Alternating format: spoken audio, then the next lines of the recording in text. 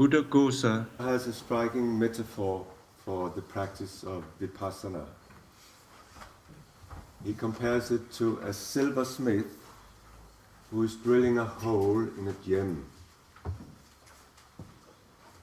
And he's very, very focused on just the drilling of that hole.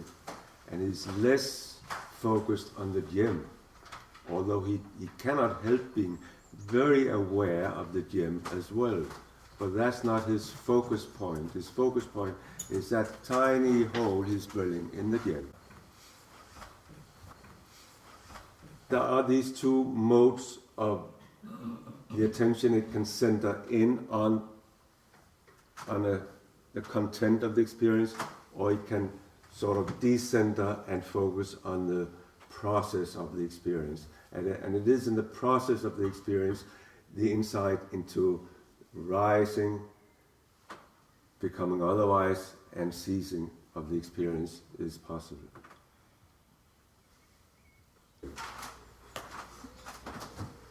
In the same way, Buddhaghosa says, the meditator focuses on just the rise and fall of the object and not so much on the content of it, the content, for instance, of the thought, but you cannot help being very aware of the content, but that's not your primary focus.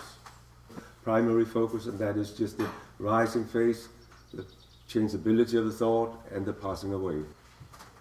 And in the beginning it is a little overwhelming. All of a sudden it is as if there are too many things at the same time, thoughts and sounds and feelings in the body, you know, what to focus on then. If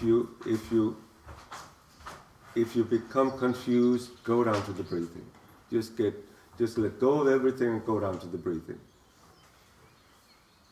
It is concentration that deepens your awareness, that structures your awareness, so to speak, so you become able to sustain your awareness on your focus sufficiently long time to have the insight into the momentariness of what is in that focus.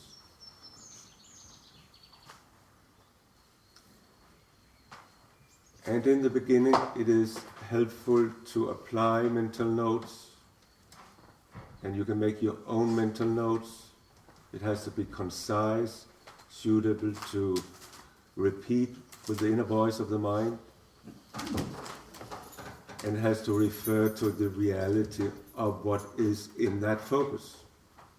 When there's thinking is appropriate mental note, or it could be it's just a thought. And you can repeat the mental note. If you have a very difficult thought, which is difficult for you to let go of, you can just repeat the mental note until the thought has passed.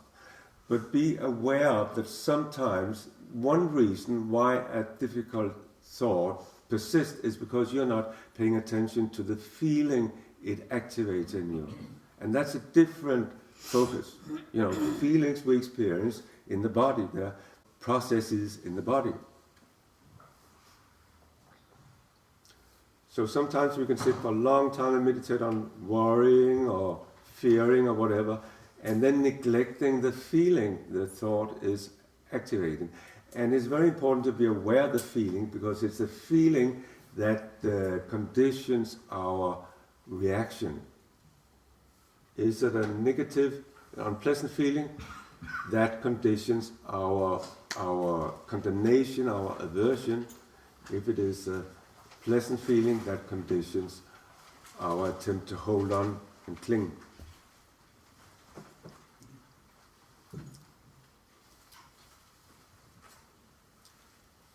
And if we are not aware of our feelings, we usually just react automatically on them. You know, blindly and automatically. We repeat this pattern, holding on, pushing away.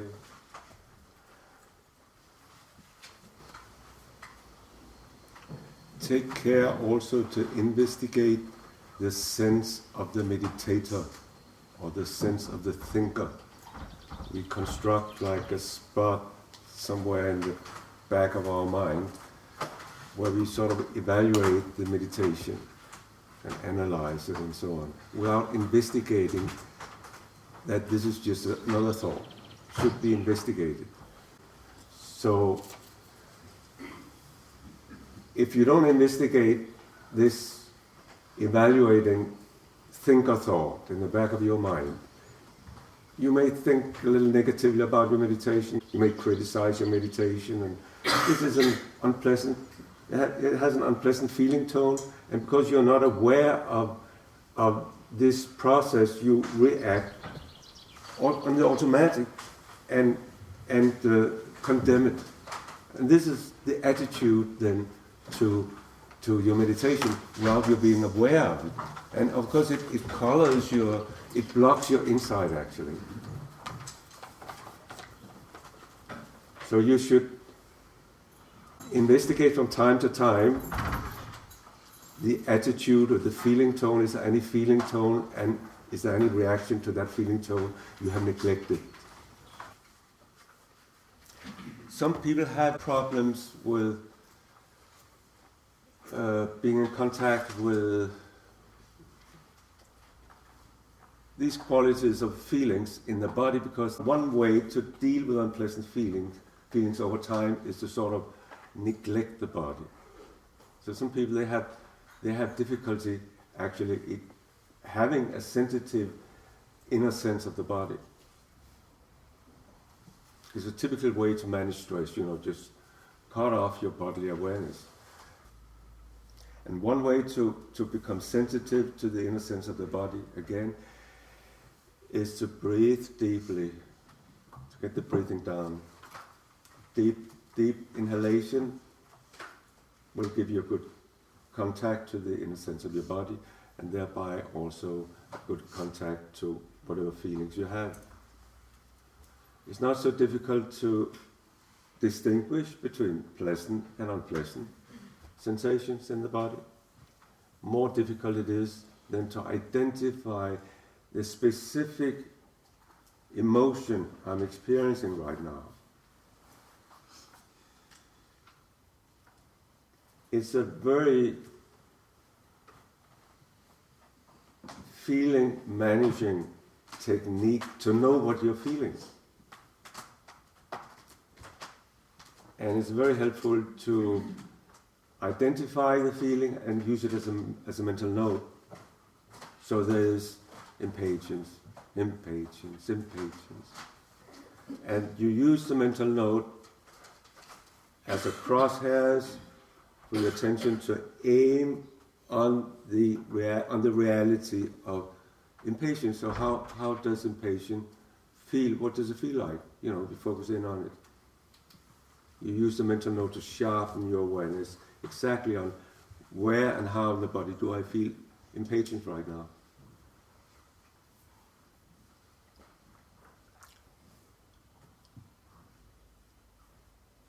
So you just repeat the note until impatience has passed away. But you have to administrate these mental notes according to what your need is in the moment. If you can meditate without using the mental notes, it's okay, you do this. The application of mental notes is just an aid in the beginning of the practice of Vipassana, in the learning phase. And it's very useful.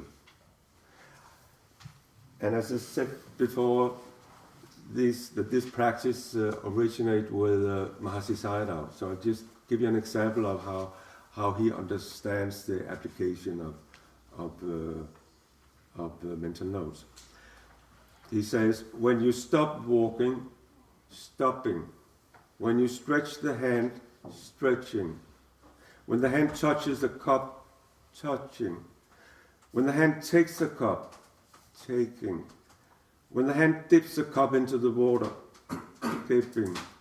When the hand brings the cup to the lips, bringing. When the cup touches the lips, touching. Should you feel cold at the touch? Cold. When you swallow, swallowing. When returning the cup, returning. Withdrawing the hand, withdrawing. When you bring down your hand, bringing. When the hand touches the side of the body, touching. If you intend to turn back, intending. When you turn around, turning. When you walk forward, walking. On arriving at the place where you intend to stop, intending. When you stop, stopping.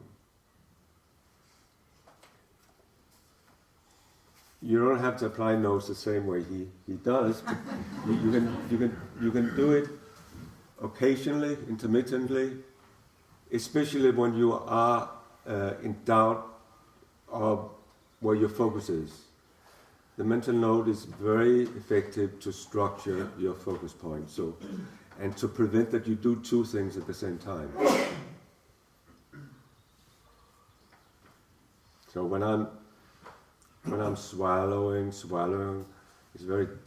If I reach out for the next morsel of food, I'll be aware of this diversion of my attention immediately if I apply the note on what I'm doing right now, swallowing. So it's a very good orientation for the attention.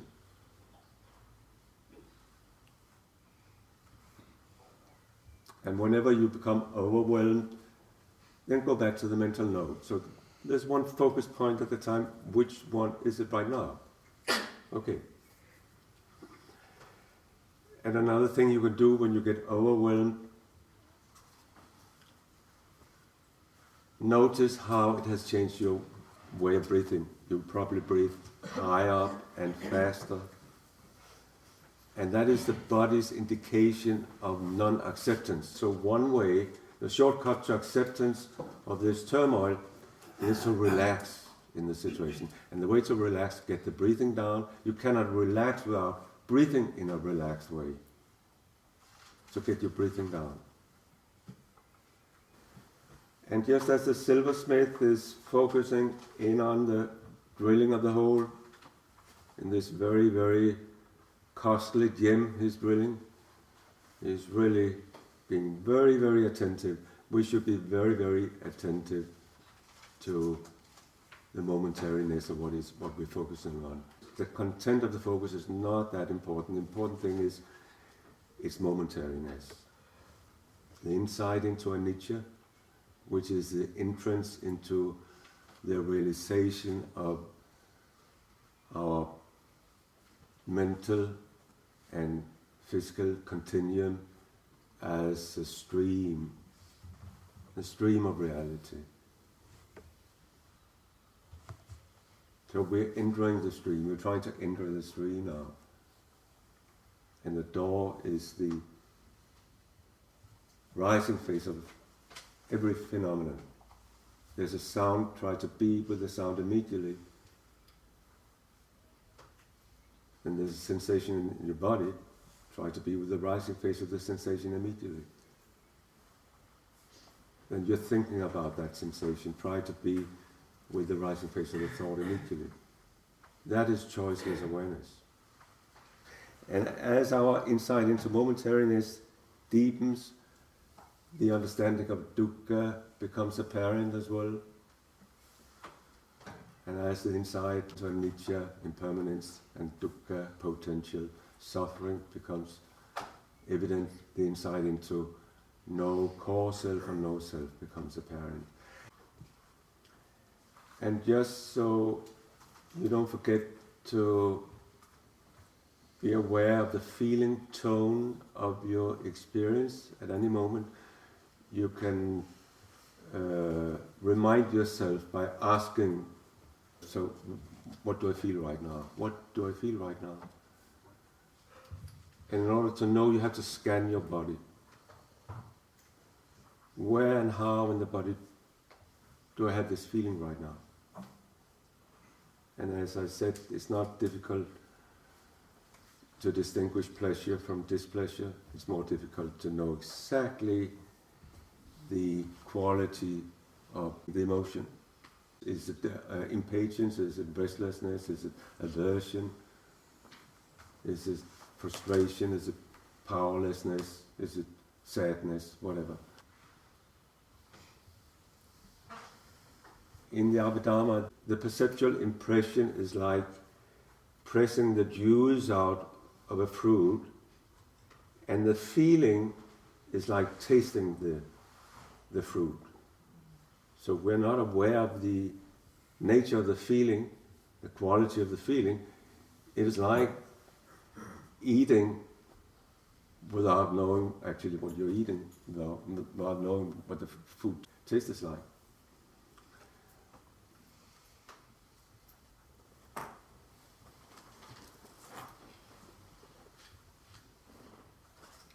So be aware of the taste of your experience continually.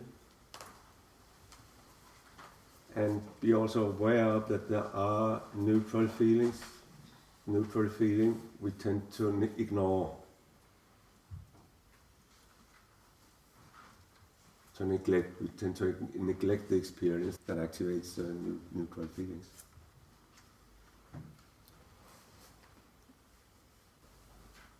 Well, one question. One question. How can you distinguish neutral from pleasurable? I mean, if it's neutral, it's quite calm and it's kind of nice and nice. No. It's different from pleasant feeling. That's enjoyable. Neutral feeling, that's not much enjoyment there. That's you ignore. That's why we tend to ignore it. But It's like you could feel bored with neutral feelings. Your reaction to neutral feeling could be boredom, and if you react that way, you enter a state of being bored. And you could prevent that by being aware of the neutral feeling tone. And these feelings, they arise at all the 6 doors of the perception, in connection with the impact of visual perception, auditory perception, gustatory perception, olfactory perception, tactile perception, cognitive perception.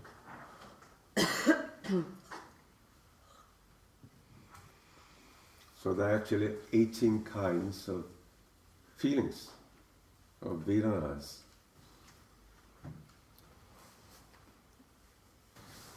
Yeah, be aware of this analyzing mind, this meditative thinker who's there in the back. He or she should be investigated as well, So whatever thought arises, investigate it. Try to be with the rising face. Try to see the thought changing into otherwiseness and its cessation. So this is the path.